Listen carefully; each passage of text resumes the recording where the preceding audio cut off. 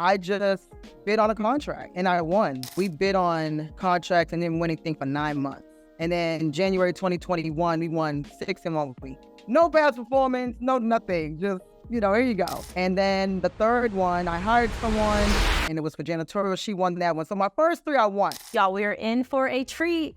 We have Sheena Parker, Kizzy Parks. I love it. I'm so excited to have you here. Welcome to the channel. Thank you. Thank you so much for having me. I appreciate it. Excited. I am super excited because you are just hitting the world by storm. I know you are a vet. You are in government contracting and you have helped many, many people win government contracts. So, Yeah. so how, walk us through, how did that even happen? Was it you're retiring, you're leaving the military, you're like, oh, I'm gonna do government contracting. I'm always curious, how did you find out about government contracting? Nothing like that. So basically, I started in real estate in 2014. So it's kind of important to know because, I like to let people know that you don't have to have all the answers. You can, really almost not know what you're doing for real. Carefully, not just jumping out here doing anything crazy, but if you have some sort of business acumen, you will more or less be okay, just follow the path, blah, blah, blah. So I've been an entrepreneur my whole life. In 2014, got into real estate. I had up to 7 houses. And then I realized I was a volatile landlord and I'm a little too, too hot-tempered to be a landlord in this city of Atlanta. It wasn't gonna work. So I sold my properties, but I like the renovation process. Sounds cute. I was still working full-time. I was a reservist in the military, but I was working at a company called Accenture. I don't know if familiar with that. Yeah, very familiar. Yeah, Accenture's a heavy hitter. So I was a software engineer, and I just randomly was at a holiday party with Accenture, and someone walked up to me and said, "Hey, I heard you're a vet, and you're a black female. Have you ever heard of government contractors?" I'm like, I don't even know what you're saying. I was totally lost. But he was talking to me about it. He was like, well, you can get all this money, and you know how it sounds juicy or whatever. And so that night, driving from the holiday party, I'm on YouTube University, just trying to figure out what he was even talking about. And there wasn't a lot of videos out about it at all. And I landed on Eric Coffey, which is, of course, near and dear to, I know, both of our hearts. Yeah. And he was the only one that made it make sense. And then I just kind of went down this rabbit hole and went to a bunch of conferences and all this to try to learn even what's out there. And so I just bid on a contract. I mean, literally, and I won. And I was like, oh, that's all I gotta do, okay. And it was a local contract. It was a local county contract, and it was for floor waxing. And I'm like, okay, we do that already with my real estate. I got a contractor, and it was a terrible contract because I severely underbid. That's why I won. And I found a loophole. I don't know. And sometimes I think some kind of instinct kicks in. So I was like, how can I get out of this? Because my contractor's like, you would have to come out of pocket $20,000. I was like, I don't even have a $2,000. What are we talking about? So I ended up just finding a loophole to be able to cancel. And that was local. So next one I've been on, and this is 20, maybe, I was getting in the government contract, but I hadn't bid on anything. So this was 2018, and I actually on my birthday, and I turned it in on my birthday. So I didn't start, I won, okay? And then it was for floor repair, complete VCT repair for 8 fire stations locally. We were the only ones that showed up. Me and my contractor, which is how we won. So no past performance, no nothing, just, here you go.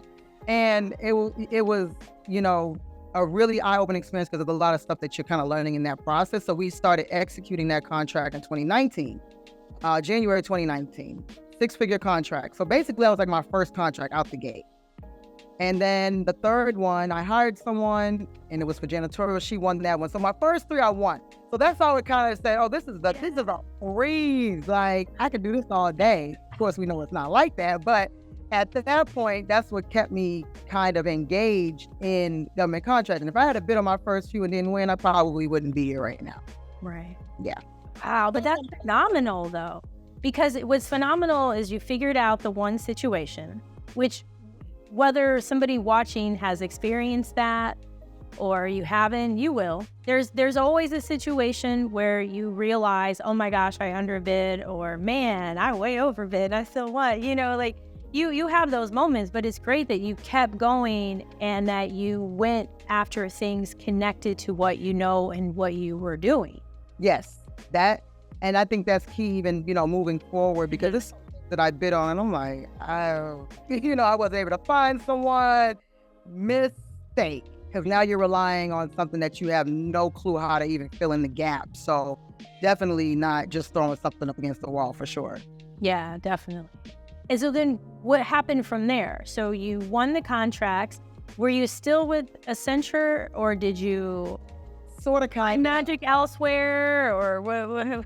Yeah, so back then when it was first introduced, I was full-time with Accenture, part-time as a soldier. So I ended up going back on active duty right around, 2018, something like that, 2017. And so now I'm back full-time uniform, active duty Army. So I'm working every day. I mean, like I'm 9 to 5, or really 7 to 4, working in my office, bidding on contracts, because I just felt like, okay, I can find someone to do these things. And some of these things, like these people are already doing it with me with real estate, like janitorial. It's just a larger scale, and, figuring out, okay, I gotta get supplies now. What does that look like? Hiring people here and there.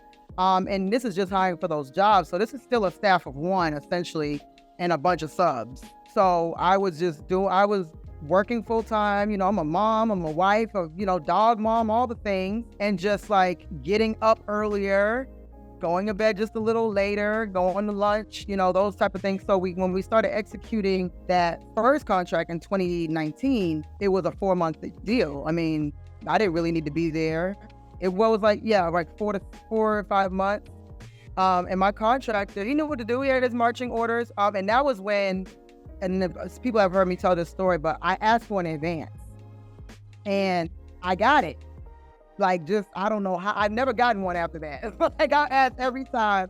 It has never happened again. I always want to maybe see if they're going to do it. And that was the only way I would have been able to execute, because we had to buy all the flooring material, and, try to get some payment into the staff that he hired, just to kind of get through to the next milestone. And so $70,000 check, so irresponsible. I mean, it was, like that, they were crazy to give me that, but that was the only way it would have worked. I'm so grateful. And I opened my bank account, my business. This is how like green I was. I didn't even have a business bank account yet. And I opened up my first business bank account, for that company, with that check. And if you've ever taken a lot of money to the bank or out of the bank, it's a long process. So they were like, they were like, just trying to, where you coming from with this $70,000 check? Like, who are you? So that was fun. That was a whole learning process within itself. And, we were able to like get to the next milestone, get paid, get to the next milestone, get paid, and all these things. And so that was just set in kind of, he's asking me certain questions. I answered, and that's it. I only had to go up there maybe 3 or 4 times throughout the 4 months. And then when I won the janitorial contract for the university, that didn't start until June. So like as soon as that other one ended, the next one began. Totally not clueless. I mean, because everyone can clean, right? But it's a whole new level of cleaning that I had never tapped into. The person, the sub that I hired, she was cleaning. She cleaned for me for my real estate. And she was always really good, but you never really thought about, you're not checking in the corner on your hands and knees. You're like, wow, it's really clean in here. This is great, but never to the extent of straight hotel cleaning. Not like people say turnkey. Turnkey has nothing on like hotel clean. Because if you go to a hotel and you see a hair, you're going crazy. That's how university cleaning is. And so, there was a lot of training. People, I've been cleaning for 30 years, and you've been cleaning wrong for 30 years. So that was a whole learning process. And, it was one of those things. And so, so we did that. And what was great about that is it was a very small contract. We bid on the whole thing, which was like, I don't know, $450,000, right? Mm-hmm. So they could pick and choose. There's multiple vendors. They could pick and choose who they want to use. They gave us the smallest, most like the building that the rejected building, right? Like, and I said, we're going to execute this flawlessly.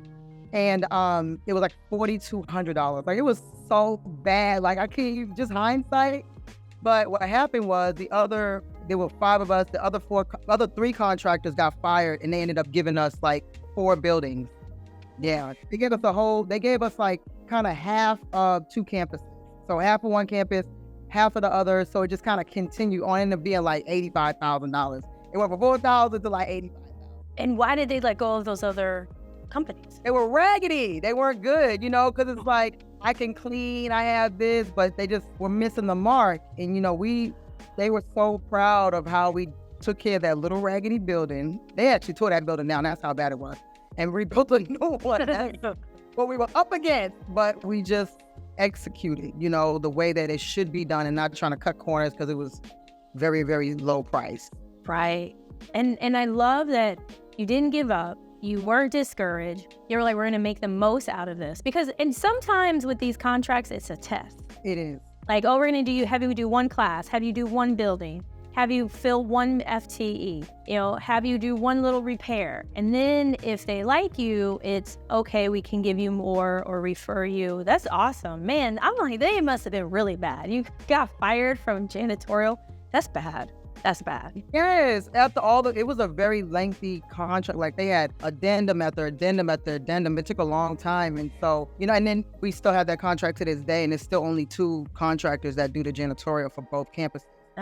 So we just, then it was like, okay, I'm trying to remember the end of 2019 went. I can't remember. We must have not been servicing anything else. But then when 2020 hit, now we're like almost a complete janitorial company, because COVID cleaning, whatever that was, we're like, I don't even know what that really means.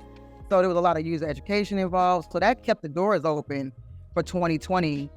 We bid on contracts and didn't win anything for 9 months. So for 9 months, there was bidding multiple per week, nothing. And then in January 2021, we won 6 in 1 week. Oh, that's amazing. Right. But you're bidding, you're like, what is going on? No one's saying anything. We can't do site visits. We can't do anything. And then it's like, oh, win. And now I'm like going crazy. Like, my hair was crazy. I was looking a hot mess. So trying to staff all these things, they were all different. Right. So that was great, but it was crunch time, And so how are you able to do this in uniform? Because I know people watching are like, how is this? I thought this was illegal. Like, everybody wants to throw out some illegal term in there. So talk to us about how you're able to make all of it work. Yeah, you got the YouTube lawyers, right? So yeah, basically, we really lived in the. I know it's like you deal with it, I deal with it. Oh my goodness, comical. Really, we lived in the local space. So local was really more what we were winning. It wasn't like I wasn't bidding on anything federal. We were just really winning local, so it doesn't apply. Like, it's null and void. But then even when I had my certification, so before I won anything, I had my SDVOSB certification. Mm-hmm. And because I thought that's what I'm supposed to do. I'm like, it's free, whatever. It was very easy to get at that time. It's not like that now. So when I went to renew, and that was probably like, I got the company, got the certification. I didn't bid on anything for like a year or whatever. But then at year 3, when it was time to renew, I was like heavy in contract. So and then I was a civilian again, like a DOD civilian, which is like a government worker, not in uniform. But I was a reservist, a DOD civilian. So when I went to renew, the whoever's in charge of doing the certification said, you cannot, as a DOD civilian reservist, you cannot bid on SDVOSB set-aside contracts. I'm like, that is a lot. Like, it makes more sense for me to be a soldier and not be able to do it, but you're saying as a DOD civilian in the FAR, I cannot bid on set-aside SDVOSB set-aside contracts. So that's the only thing that mattered. It didn't matter that I was a soldier. It didn't matter if I was active duty, Army. It mattered that I was a DOD civilian. And I could still bid on contracts, just not the SDVOSB set-aside, and I'm sure the VOSB set-aside contracts. Wow. So that's the thing. And I'm like, what? I don't even know. Like, I don't know. We're in the FAR. Like, are you going to even look for that? You just don't even think about that. And that's only, again, for federal. Right. And there are people, there are employees, there are military members who don't know and they have a contract or they're working a contract.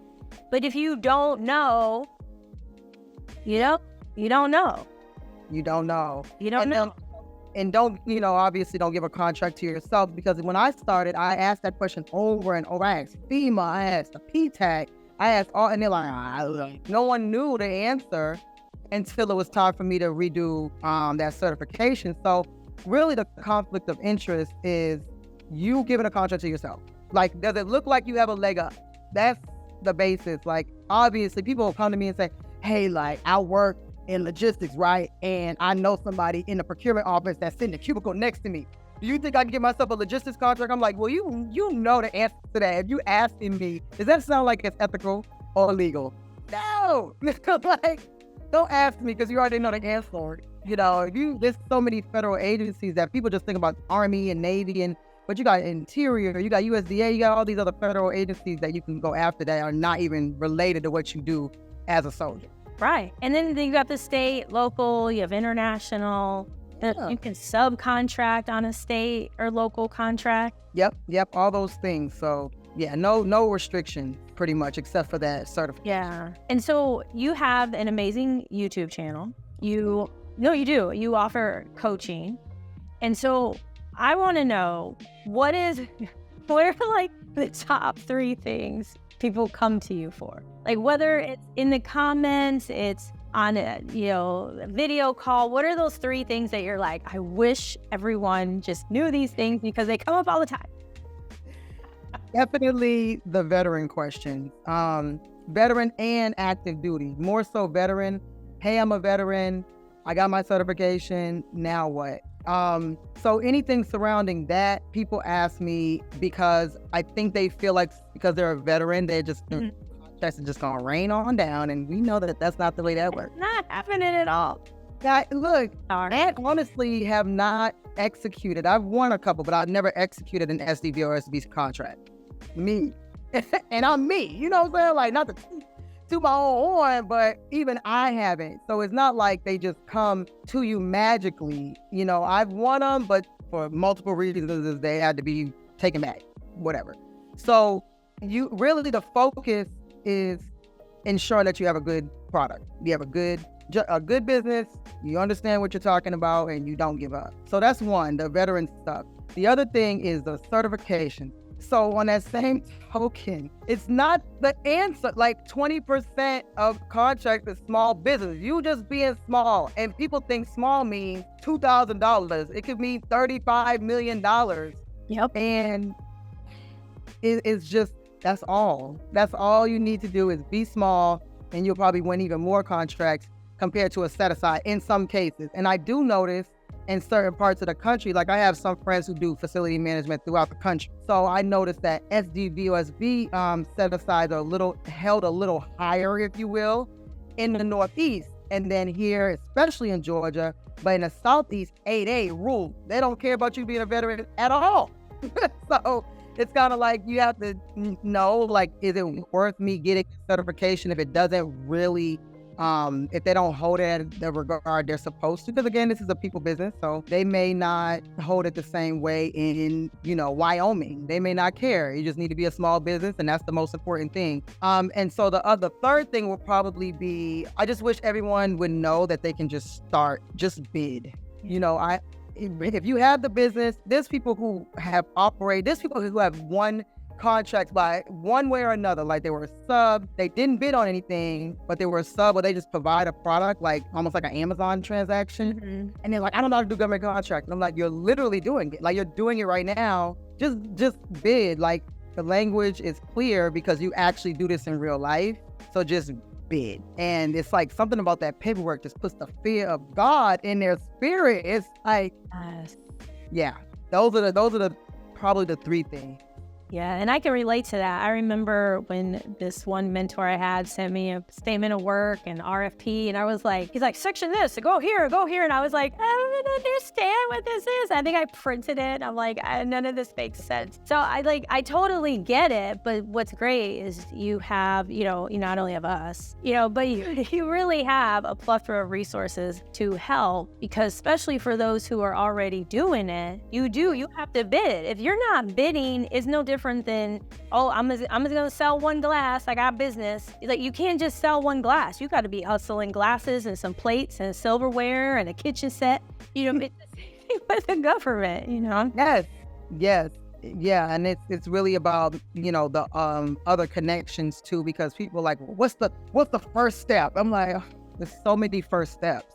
Like, I don't know, I don't know you. Like, I don't know your business. I don't know what your actual first step is, because if you're already doing this, like, I had some people who are on the corporate side, corporate all day, selling stuff to corporate agencies, and they're trying to cross over. What's my first step? I'm like, it's really the same as what you're doing. It's the same but different. So your first step would be, X, Y, Z or X. So it's really, the challenging part is trying to get people out of their own way and helping them, understand that if you do this in real life, you'll be fine. They just need it in a formal manner. That's it. So, and then it's great because once you have some relationships, it's not as formal. Or on contract vehicles, it's not as formal. Or if you have an AA or your super AA, sometimes it's not as formal. It always varies. Sometimes with a credit card purchase, they still want a 3-volume thing. I mean, every place is so different. Right. And, you could be a sub, and that's like, there's people who they've only ever subbed on federal contracts only. You have more, essentially more federal contracts than some other people because you were a sub. So they just don't look at it the same. It's that bidding that just gets them every time. Just putting in the documentation. Like, please be brave. I know. Please. Yes, I love that. And what are the things you wish people would stop doing? So you got the 3 things that they ask about. What are these 3 things that you're like, please stop doing this? For one, stop asking people for information that's already free and then asking them for their time. People like me and you. Yeah. Like, I feel like if someone's coming to me or you or Eric Coffey or whomever, you already have a certain level of respect for us, and we're giving so much information for free. I'm talking hours on hours, specific examples, interviews, all these things. You have free resources with the SBA, Apex Accelerators, SBDC, conferences. And then you come in, me and Kizzy's DMs, like, can I pick your brain for an hour? It's like, oh my goodness. I cannot believe we're still here. I can't believe we're still doing this. So that's number 1. And I'm going to say it. I don't care. What I said. I said what I said. So that's one. And I wish people would stop going into industries they know nothing about. You could jump out your chair. I did IT for 20 years. I get that it's non-traditional for me to come out and then go into facility management. Yeah, non-traditional. But when someone is asking me, like one student, respectfully, they had a daycare. She's like, I want to do a fuel contract. I'm like, I don't know anything about fuel. Like, I can read up on something, but I don't think that's advantageous for you because you don't understand the logistics. You don't understand what happens when the truck breaks down. Are you still required to find another truck to bring them fuel? Like, that is very dangerous. And I feel like if people start where they are, and then you can branch out. Once you figure out how this process works, you can be like Deloitte or whomever, and they have like different departments. But when you get into all that, you're going to be learning about something instead of executing these contracts and getting money. Like, you're taking up the time learning instead of taking up that time bidding on stuff. One thing, or I'll give you 2 because I'm a serial entrepreneur. I'll give you 2. That's it. That's the max. And once the government, just 2. And so once the government sees like you have all these NAICS codes, especially on the federal side, they feel you have all these NAICS codes. They're going to say, how is a small company able to do all these things when they are, itty bitty company I've never heard of? So now you've written yourself out of something and you didn't even know. They're not going to say, hey, why do you have all these NAICS? You'll never know. They'll just skip right over your company and go to the next one and give you some frivolous reason why you didn't win. Right. So, anyway. Right? What is the third thing? Just stop being scared. Or do it scared. Just do it. there's very few things that you can get into where it doesn't cost you any money to start. It's usually 99.9% of the time it's free to start, to be. Yeah. So the scariness, just do it scared, get past it. And, I feel like if smaller companies, minority companies, women-owned companies, if we don't start, like a lot of times we're the only ones that show up to the site visits and things like that, it's going to go to larger companies, and small companies are going to be out of the running for government contracts. They're going to say, we tried it for 25 years, it didn't work because we were only able to award 10% of all contracts to small businesses, so we're just going to take back all. In my mind, like catastrophically, they're going to just take away all set aside, say it didn't work because no one was showing up, So I want people to just get out there and build a legacy, build your company to sell. That's what I always teach, is building your company to sell, even if you don't sell it. Have it ready to sell and create something new. Let's do something different, like, Right. And I love that because the previous administration kind of did that. They made this push to use government-wide acquisition contract vehicles and to use contract vehicles. And in order to get on a contract vehicle, you not only need past performance, but sometimes it may require a contract that's $1 million or higher. And so it's like these things do happen.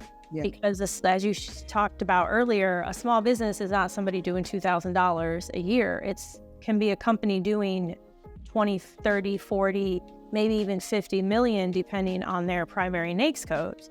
Exactly. Being aware of these things is really, really key. Yeah, those are the things I just really, I'm an advocate for small business. Even way back in the day with one of my thousands of businesses, I used to help people start business. And I just stopped because, I was more invested than they were. Even though they pay me like thousands of dollars, I was more invested than they were. They'll just throw money at something and walk away. And I'm like, this is your business.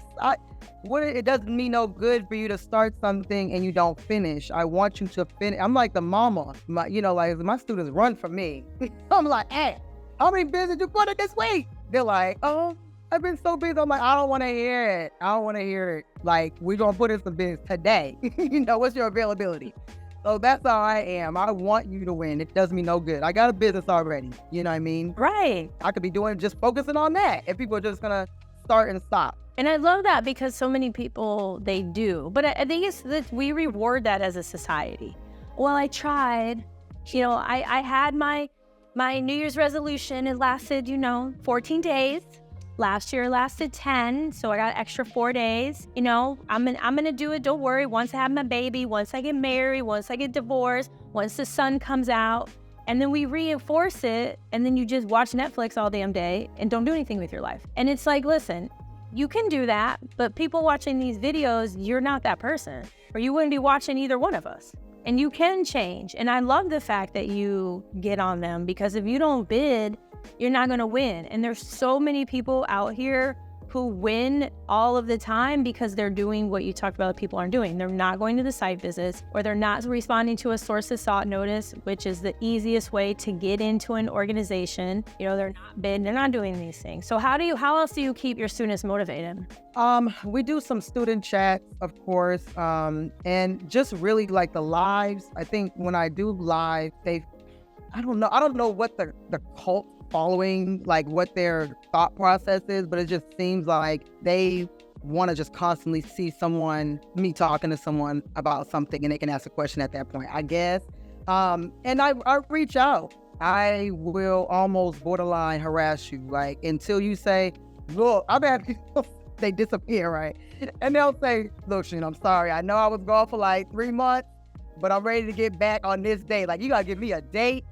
Like, when are you ready? Because what is the point? Like, I could really be focusing on my 22 employees over here instead of you just paying this amount of money and wasting my energy thinking that you're about to go out here and be super successful. Like, I'm a little bit of a softie when it comes to small businesses. I really want people to win, point blank, period. Even if that means they watch all your videos, they watch one of my videos and then they bid, or what, vice versa, or they looking at our other social media, or they just hear about government contract and they just bid because they don't know any better. Like, I like that too. When people are like, I didn't even know I wasn't supposed to bid, and I just happened to win. I love those stories. Whatever gets you to the goal, I want you to get there. So, I cherish that, and I encourage that as well. Like, just go out here, and if you got business savvy, you'll probably be okay to navigate certain things. Like, just don't say, well, I don't have every single answer. I make sure that people can come to me for, if they have a specific solicitation they want to go over, we can go over it. But I'm gonna say to you, did you go over it? Yeah. You know what I mean? I'm gonna say, don't just come to me and say, I have no idea what this is about. We're not doing that. No, because at the end of the day, we each have to operate our own business. Like, Jeff Bezos wasn't like, hey, can somebody come do all of this? Like, even when he first started, like, you can ask questions, but you got to put in a little work, because it's each and every one of our businesses. And we all may run things a little different, but the same things apply. You got to pay people, you got to treat them well, you got to win more work, or if you decide you want to exit early, by all means. But I think it's so great that you do that, because it's just too easy. I tell everyone, like, it's not hard to win. It is not hard at all to win a government contract. What makes it challenging is figuring out how you consistently do that, or to consistently have revenue coming in, so you don't just win a contract and then you're like, oh man, it's been 7 years since I won a contract. It's like, oh, okay, that's cool. We can still make it work. So I love that you're there to help them, because, man, 7 years from now, I feel like our next president will be 200 years old. The way we're going on. Or a robot or something. Or a robot, yeah. AI president. Yeah. Oh. With that is, I really, I'm gonna make my exit out of my company too. So I'm learning as I'm going with this whole thing. I never wanted to start this. I never wanted a YouTube channel. I never wanted to do a course. I was like, no, not doing it. Don't care. Don't want to be on social media. But then, like I said, I'm a softie. So it's really getting people to whatever their exit is. I hear a lot of passing stuff down. My kids do not want a janitorial floor repair company. That is not their and I'm cool with that, so helping people understand that part too. Like, when I went through the Goldman Sachs program, that really helped me understand what large companies do.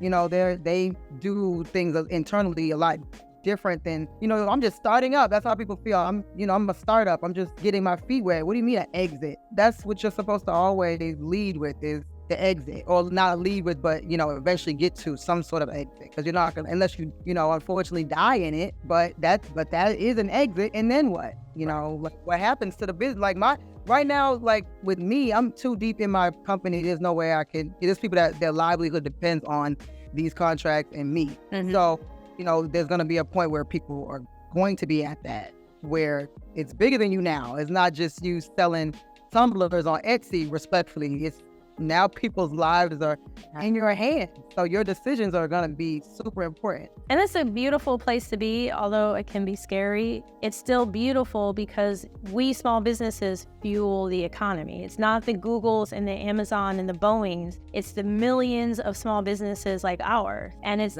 so rewarding for me, when an employee repairs a roof, or they put their kids through school, or somebody who's worked for me for several years and then now they're a parent or a grandparent for the first time. It's really cool to be a part of that. And, or for those who are watching, if you don't want any part of that, that's cool too. You can be a solopreneur. You can have subcontractors. You could just be a subcontractor forever. But the point is, we have choice, and that's the power, is that choice.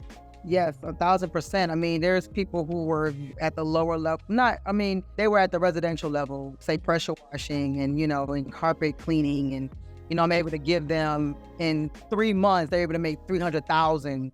That's their cut for carpet cleaning. Like, that's insane. You're not doing that at a residential level. I don't care how many hours you don't sleep, So I always ask people, what other industry can you do like this, where you could come in relatively no money?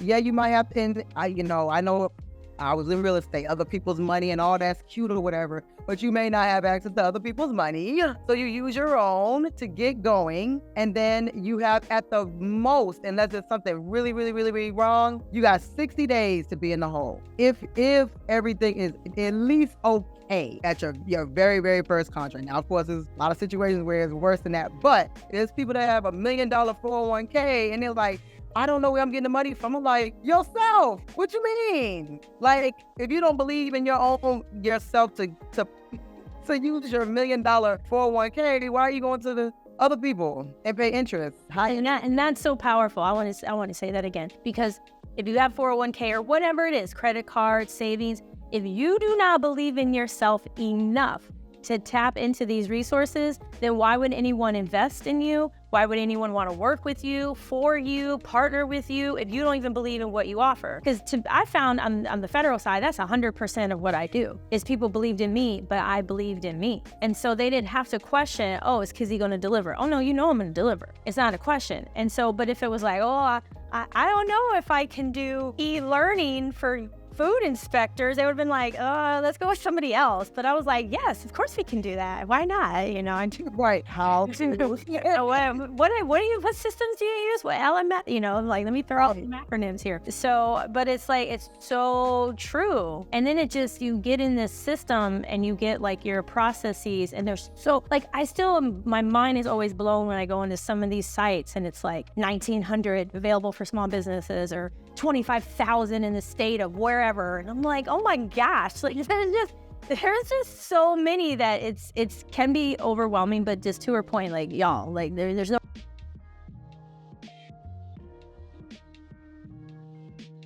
lucky to where just so happen to have, let's say, Sheena or Kizzy, like, I want to give you a chance. You don't F off on this subcontract. And I've gotten a lot of people, to the promised land that way. And I feel like sometimes that's more crippling because they don't grow their own wings. You know what I mean? So you got to do the thing. Still, you're still a business. You still have to have your accounting system, your bookkeeping system. You still have the insurance. You have to have all the stuff. And that's not for us to determine how or what. We can give you advice, but you still have to be a business at the end of the day. Like the government is your client. That's it. Your business is your business, and the government is your client.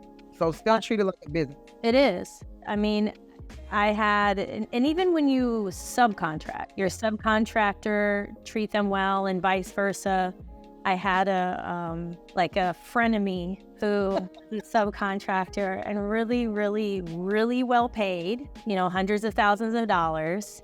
And, and very similar situation is they just didn't really learn what it took and thought what I did was, I guess, nothing, and I had no idea what I was doing. And so then they didn't end up really in government contracting anymore, and now they work for someone. So, I mean, and there's nothing wrong with working with somebody, but the point is, whether you're a sub or you're a prime, there's always more you can learn. Like, there isn't just one approach in this space, there's several, but you still have to have humility while you're doing this and be open-minded. So if someone gives you the opportunity,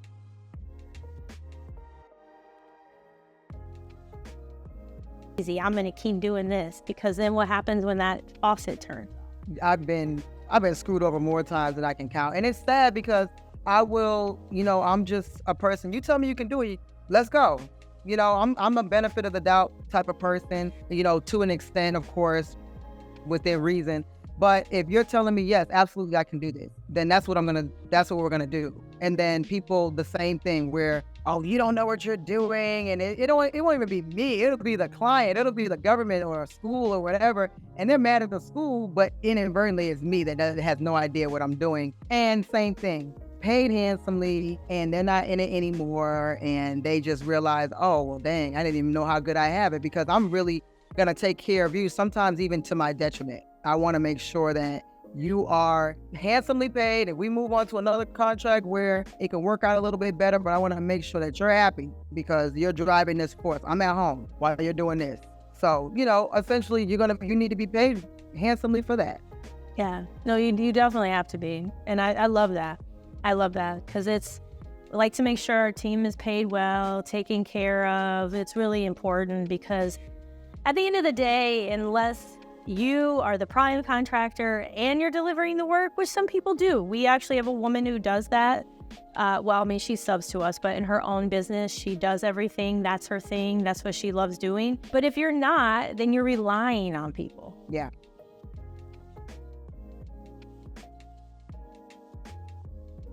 Then you may want to rethink what you're doing.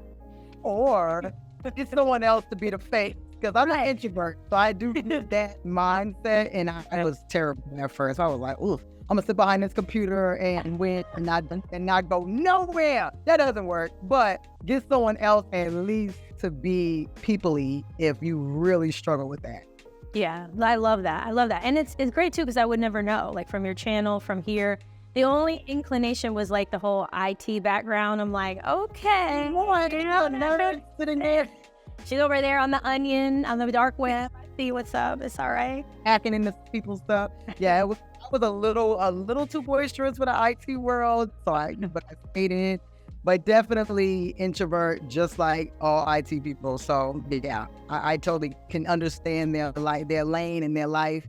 But I know also I have some people that can shake hands and kiss babies like no other. And I put them on a pedestal, like our Delaware and Philly contract. That's their ish. They're not required to do any paperwork. I'm like, just tell me what I need to know, because I'm not gonna go up there and kiss their baby and shake their hand. That's all you. So I know their superpower and they know mine. I love that. You got to have a person or a team member, somebody who's able to do that. I mean, it is so vital. I mean, I can't express enough. That would be for a whole nother video, but it's so true to have that there, to know your strengths.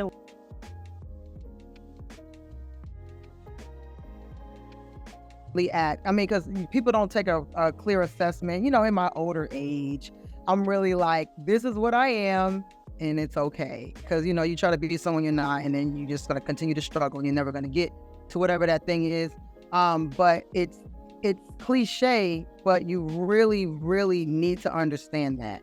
Yeah. And I try to, people that don't understand, who I work with, and students, whatever, I help them. I want to help them understand. Like, okay, look, the paperwork, and you need to hire an intern, or I even tell people, hire your kids. They ain't doing nothing else. You know what I mean? I hired my daughter when she was 14, probably one of the best employees I had. She's like, what do I need to do? Here it is. There was no other thought process behind it. She executed. Hire your kids, hire an intern, hire, someone at super part-time or whatever, because you know that you're going to take forever doing this paperwork. So, really understanding, you do the quad chart, where things that you hate, things that you dislike, things you like, and things that you love, and you just have the list of all the things you have to do, and then whatever you hate, outsource it. Yeah. Don't even try to drag yourself through it, because it's going to take you way too long, and you'll never get to the other stuff that you love. Yeah, you sure weren't. It won't, and it's too easy to outsource. At this point in time, absolutely, because to anyone, there's people that do multiple things. Again, interns, kids, whatever. Work, whatever. And Sheena, how do people reach out to you? How do you want people to get in contact with you? And don't forget, don't ask those questions. No, I was kidding. But don't start with pick your brain. Please don't. I answer all my DMs. I'm not gonna lie. You're so sweet. I know. It's my daughter's like, why? I don't know. I was doing it for a minute, and I have ebbs and flows, because sometimes, some of them are cute. Like, is there a Mr. Parks? I'm like, oh, that's so sweet, but I'm like, where's your private jet? Okay, next. But if it's, but sometimes I'm like, a girl's gotta live. I need to go hang out. I need to do stuff. But so I think, what's sweet is she answers her DM. So everybody, please know that. But also, y'all, be mindful. Don't put in the comments, I wrote her and she didn't write me back. Please don't do that. Please don't do that. She's going to get to you. She's going to write you back. Okay. Go ahead. Sorry. I may not be super nice, because I have people tell me I'm mean, and I'm like, you are really, you're not mean. You keep it real. I am. I'll make you honest. That's why I like you. That's why I adore you, because you keep it real. And in this kind of space, there's no time for BS. No. Because all you're going to do is be pissed. You're going to be pissed and be like, they never told me. Yes. That's and so it's true. and I don't want you to go through the stuff I went through, and all of the lies and scams and the stuff and the drama. No. So then what does that do for me? Nothing. Then I appreciate it. Yeah, I might come back and say, okay, so I do answer, and I might be putting my foot in my mouth. Maybe I just don't get enough, or I don't see enough, or whatever the case may be. But I usually will, because that's how I am. Now, I may not respond to all those YouTube comments because that's a whole nother stratosphere of response. But Sheenapreneur on everything. Sheenapreneur on TikTok, Instagram, YouTube, LinkedIn, Sheena Parker. So I answer, that one is a little tricky too. I may not get to all those messages, but really, I live in Instagram. That's like my main, and then Tube is next. It's a very close second. It might be first. So, but I'm Sheenapreneur on pretty much everything. Okay, y'all heard it. Reach out, look into her offerings, look into her content, because you can never have enough. You can never have enough. Even after being in this space for over 15 years, I'm constantly learning new things. So you want to learn, you apply, you adjust, you adapt. That's all you got to do. That's all you got to do. Yeah. So oh my gosh, I can't thank you enough for being here. This is so exciting. And I know people are going to reach out to you.